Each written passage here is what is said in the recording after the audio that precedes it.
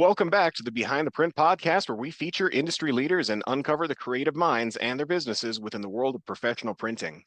Our mission is to provide you with inspiring, actionable resources that elevate your business projects and accelerate your journey to excellence in profit and in print.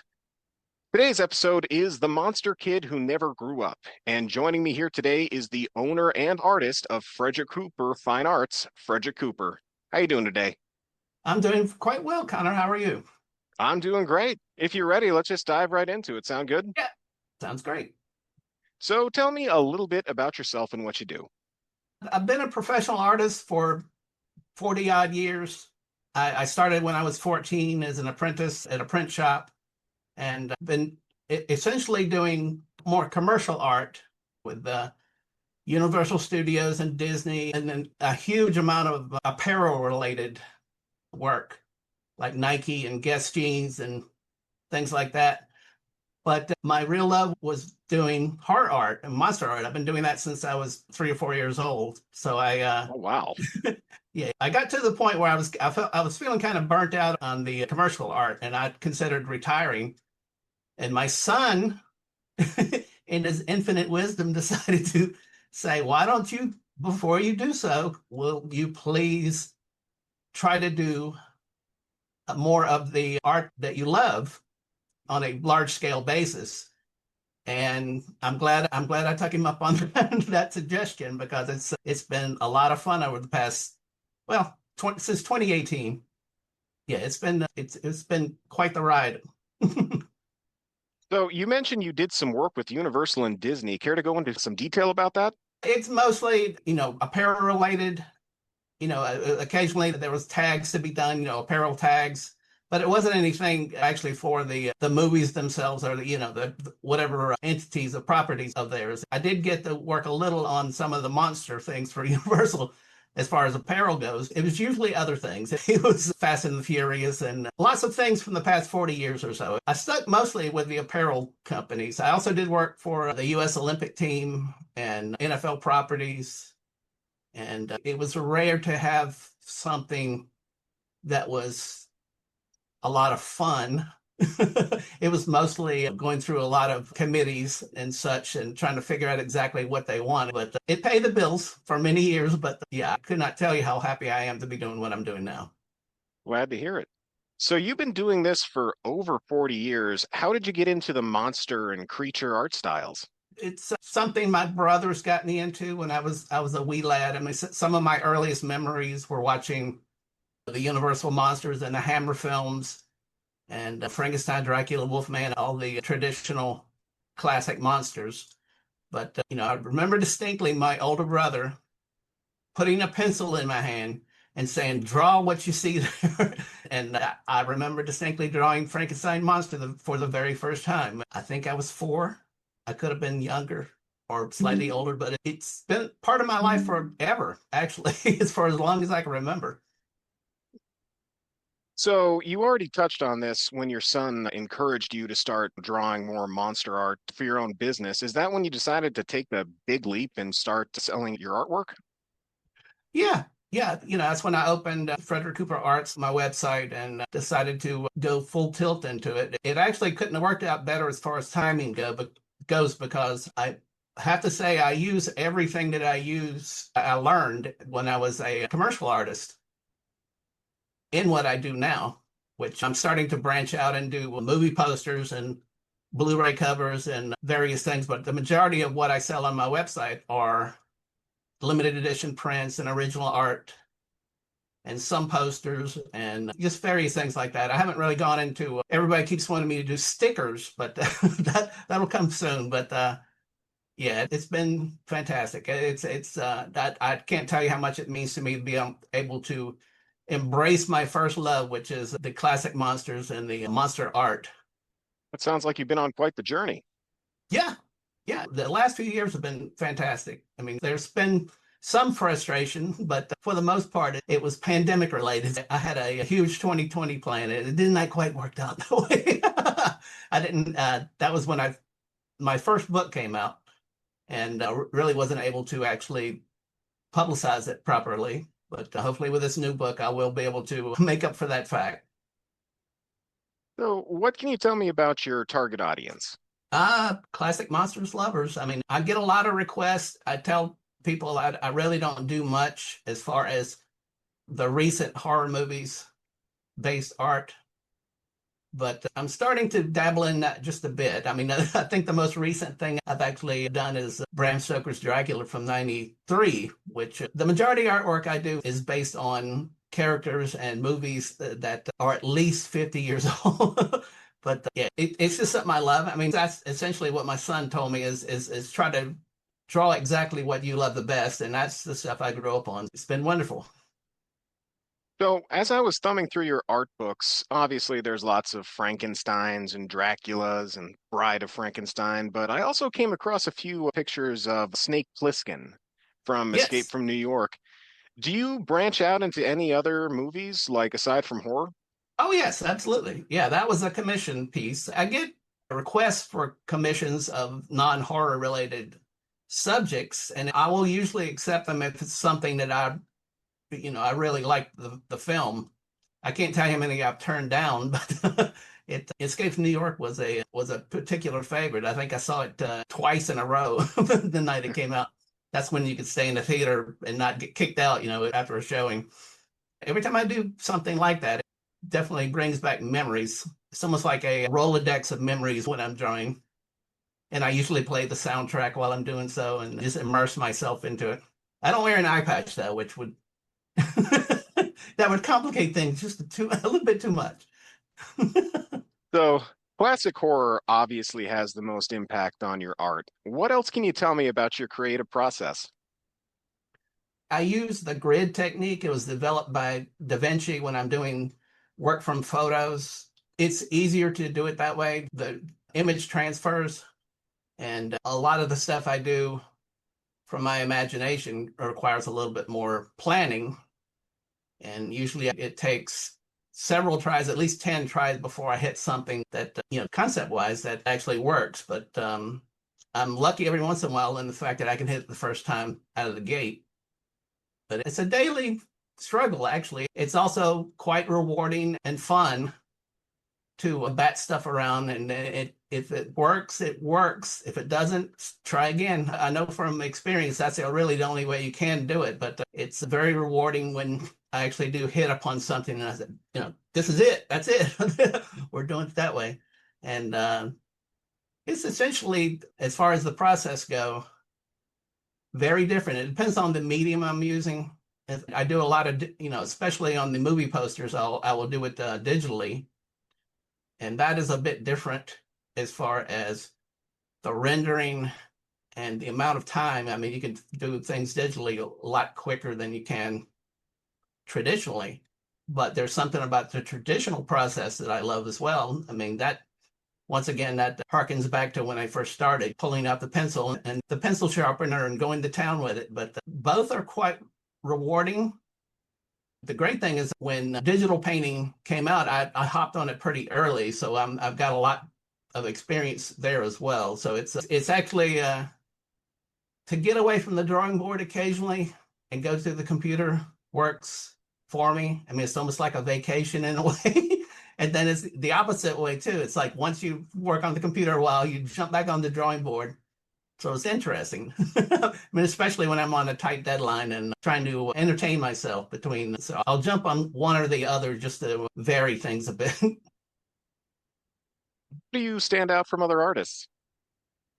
Well, I'm very fast at what I do. I mean, I've been doing it for 45 years, I think, something like that. I know there's some other artists that are very fast, but that's a tough question because as far as standing out from other artists, I mean, I guess it's dedication, pretty persistent at what I do. And as far as standing out from other artists, I leave that up to the viewer. Honestly, I mean, all I can do is just keep doing what I do, and I'm very conscious of trying to do things differently from, like if I just did a Bride of Frankenstein poster, and I felt kind of obligated to look at other artists' Bride of Frankenstein posters, and there's lots of them. So I definitely wanted to do something different, but I definitely don't want to be inspired by those posters either, because it's almost like if you have that in your head, you can't help but see some similarities. We use the same materials essentially if we're doing something based on a classic horror movie. It's very challenging, especially on a title like Bride of Frankenstein, which is essentially one of the top 5 classic monster movies of all time, if not number one. I leave it up to the viewer as far as how I stand out. It was nicely put. So, speaking of challenges, like you just mentioned, what are some challenges that are holding you or your business back right now? I'm getting older. So I'm not spending, all-nighters. I used to do all-nighters and trying to make deadlines.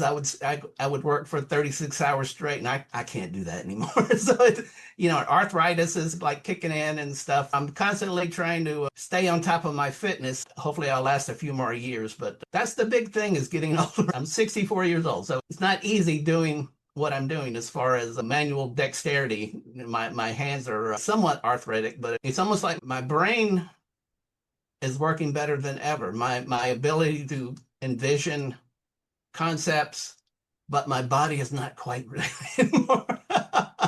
But good and bad days. I try to limit to it myself to a 9-hour work day, but occasionally I go to 12 and I can really tell the difference after the fact which one I had. So this essentially I just have to keep active. I'll be drawing and I better go for a run. So I'll run around the block a few times and come back, and that's really the most frustrating aspect is trying to overcome that, which I'm not going to be able to overcome that. So it's just a way of it's essentially I just have to manage it. So yeah. Can you tell me about any major milestones or accomplishments that you've made as an artist?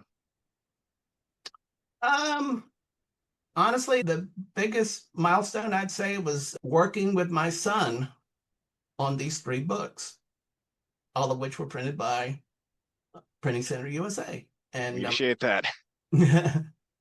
and the fact that he has his own life and he's getting up there, he'll be 36 soon, and the fact that he is willing to participate with me in these projects really means a lot to me.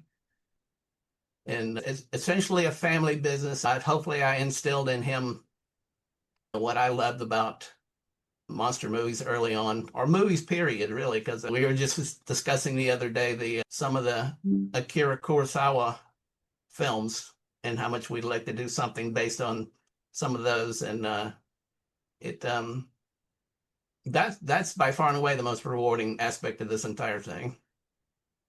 That sounds rewarding. It's actually a very nice story. What strategies do you use to avoid burnouts and maintain your creativity? Like I just said, physical fitness. I rarely take days off, but when I do, it's usually something physical where I'd have to walk an incredible amount of miles during that day off. And that usually gets a trip to the mountains is always good. It's a delicate balancing act, really. I like Mondays, unlike most people. I like Really? yeah, yeah. I mean, when I'll take Sunday off usually. And but I feel the comfort to returning to the studio. It didn't used to be that way, but I will get up, 5 a.m. Monday and try to make Monday the lion's share of the work comes Monday, Tuesday, Wednesday. So yeah, I guess it's something that was ingrained into me, over the years of being an apprentice many times. Yeah, And I am the opposite. I don't do Mondays well. oh well, yeah, most people don't. I can see where that would be the case for a lot of people, but that's Monday is, like I said, that's where I get the majority of my work done on Monday, which is a bit unusual for a lot of people. What advice would you give to someone who is just starting out as an artist? uh, Persistence. I mean, if you have to do something that you love. If you do something you love, you're essentially not working.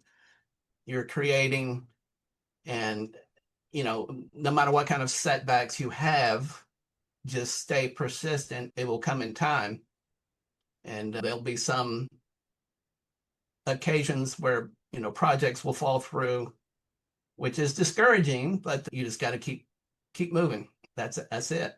So, next question, what is your favorite monster movie? Oh, well, I have two answers for that. It's Frankenstein and Bride of Frankenstein are the two that I relate to most from a purely Halloween type standpoint. But there is another monster movie that I've seen hundreds of times, and that is King Kong. Hmm.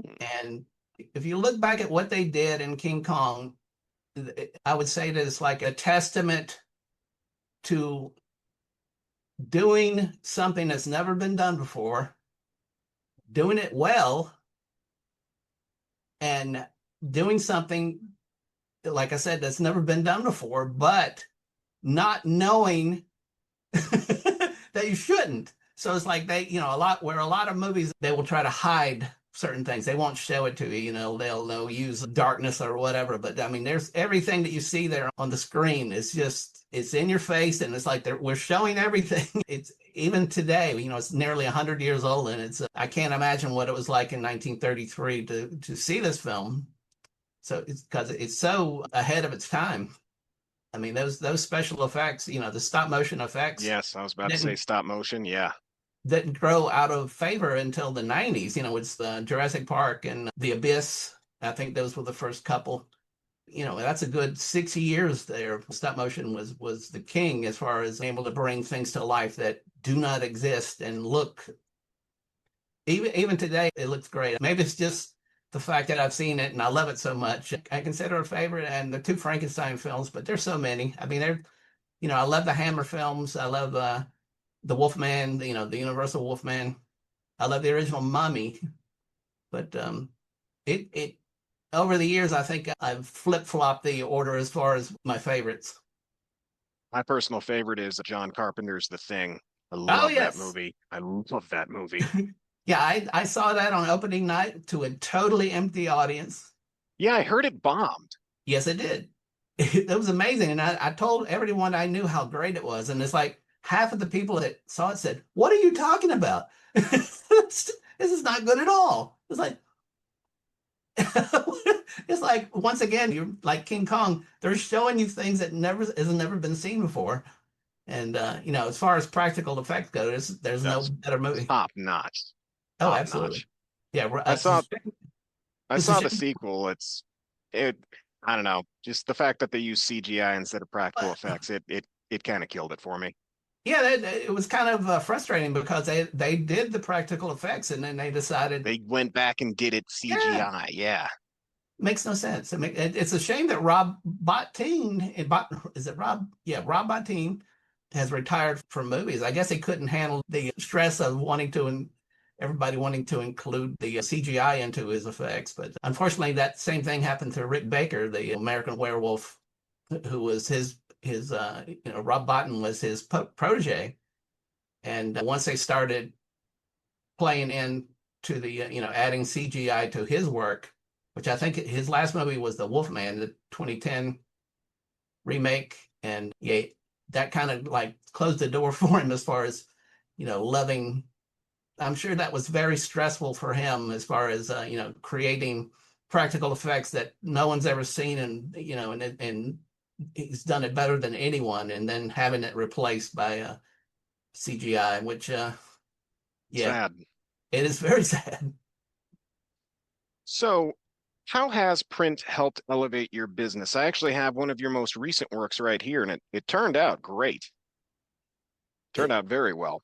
from what I can As well. tell, it turned out exactly the way I wanted it. I've worked with a lot of printers over the years, and I can truly say that Printing Center USA has probably been the best as far as reproducing my artwork. Which, once I saw that first book, I said, well, I'm going to be sticking with you guys as long as I can. I printed the three books, the one in 2020 and one in 2021, and then the one that's coming out October of 2025. I could not be happier with the work you guys do. Printing is everything as far as I'm concerned, and you don't make it difficult at all. Every decision seems to come easy when I'm working with you guys. So it's definitely an advantage to work with the real pros. And you guys have been around for quite a while, right? I mean, it's like 50 years or so. Somewhere around that time, yeah. that was one of my first considerations. I said, you've been around for, at that point, it was 40 something years. It's like, if you've been around that long, you know what you're doing. So it's important. I mean, I can't tell you how many times I've gone to printers and it didn't quite work out. Unfortunately, it's just a fact of life. You're going to find the good, the bad, and the ugly. The ugly. Well, we appreciate you printing with us. It's an absolute pleasure, especially Oh, with a yes. book like this. It's such unique artwork, just page to page. Very Oh, thank impressive. you. Thank you. Yeah, So, actually, so go ahead. that book, that was, unlike the other two books, I had about twice as much artwork to fit into that one book. So I decided to leave out a lot. I guess that's a good thing.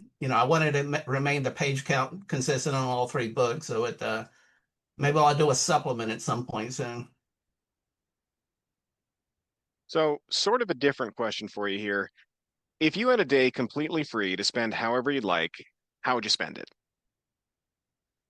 That's a really good question. I really do need a relaxing day. I mean, I haven't had one in quite a while. Probably either in the mountains or the beach. I used to live in Florida, usually around beaches, but I love the mountains as well. So I probably would, yeah, most likely where I am now, it'd probably be the mountains, but just taking in nature and trying to clear my mind. I'm the same way. I love hiking in the mountains. We're out here in Montana, so there's plenty to choose Oh, from. yeah. Yeah, you got some good stuff out there. The scenery is amazing out there. One last question for you. How can our listeners get in touch with you to learn more, maybe place a commission? What's the best way to get in touch? Uh, Go to Fredrick Cooper Arts with an S there on arts.com. And, you can find me there I'm also on Instagram and Facebook, Fredrick Cooper Arts on Instagram and Fredrick Cooper Arts on Facebook. And I also have, I think it's Fredrick Cooper 56. I think you should be able to find me pretty easily on that particular account. But yeah, the website is the best way to find me.